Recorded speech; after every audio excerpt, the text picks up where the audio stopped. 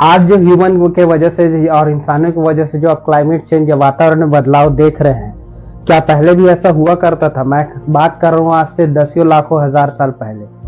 आज से मान लीजिए 10,000 वर्ष पूर्व जब इंसान हंटिंग किया करते थे या फिर शिकार किया करते थे, क्या उस समय भी इंसानों की वजह से हमारे क्लाइमेट वातावरण या इकोसिस्टम में प्रभाव होता था? जी हाँ, ऐसा था। आरएस यूनिवर्सिटी के कुछ प्रोफेसर्स का ये कहना है कि उस समय भी अर्ली ह्यूमंस की वजह से ऐसा प्रभाव किया, और इसके लिए एक जगह को सेलेक्ट किया गया इस रिसर्च के लिए जिसका नाम था यूरोप कॉन्टिनेंट। तो यूरोप में कुछ जगह पे रिसर्च किया और उन्होंने एक फाइंडिंग्स में ये देखा कि जब आज से 10,000 वर्ष पहले यूरोप में नेanderथल मानव रहा करते थे, तो इनके वजह से एक थोड़ा चेंज आ गया था वहां पर। वो चेंज क्या था? वो चेंज ये था क्योंकि ये लोग हंटर गैदरर से ज्यादातर शिकार करते थे। शिकार करने की वजह से यहाँ पर यह हुआ करता था कि इनके शिकार करने के कारण वहां पर जितने भी हर्बीवोरस एनिमल्स थे या वो जानवर जो वनस्पतियों पर निर्भर होते थे, इनका खूब शिकार हुआ। खूब शिकार होने के कारण ये हुआ कि वनस्पतियों का भक्षण करने के लिए या उनको खाने के लिए कोई हर्बीवोरस ज्यादा संख्या में बचा ही नहीं था। कारण ये हुआ वनस्पतियों को फैलने का बहुत बड़ा मौका मिला, और इसमें आज जो ह्यूमन इंटरप्शन की वजह से वहाँ की वनस्पतियाँ लगभग 47% फैल गई, मतलब 47% की वृद्धि देखी गई। अब ऐसा कैसे पॉसिबल है? हम आज ये कैसा कह पा रहे हैं?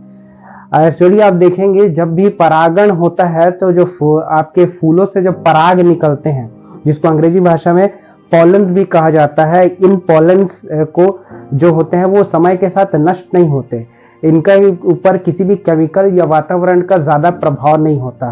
तो आज जब हम कार्बन डेटिंग इन पॉलन्स की कर रहे हैं, ये फॉसिल्स के रूप में जब ये पराग हमको प्राप्त हो रहे हैं या पॉलन्स प्राप्त हो रहे हैं, तो हम इनकी कार्बन डेटिंग कर रहे हैं। और कार्बन डेटिंग से हमें ये पता चल पा रहा है कि उस समय यूरोप में लगभग 47% फैल गए थे, और उस समय के आसपास ये पता चला है कि हर्बीवोरस एनिमल्स की जनसंख्या बहुत कम हो गई थी।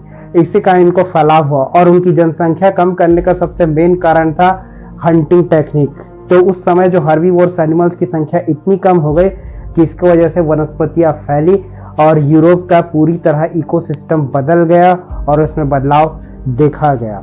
तो ऐसा ही नहीं, अर्ली ह्यूमंस और नेanderथल मानव ने भी यहाँ पर किया था, लेकिन उनकी तादाद और जनसंख्या इस तरह कम थी, लगभग 6% के आसपास इनकी जनसंख्या थी, जिसके कारण ये देखा गया कि ज्यादा प्रभाव नहीं पड़ा और पूरी तरह से कई हर्बीवोरस एनिमल विलुप्त नहीं हो पाए। परंतु आज देखा जाए ह्यूमंस की जो तादाद है बहुत ज्यादा है।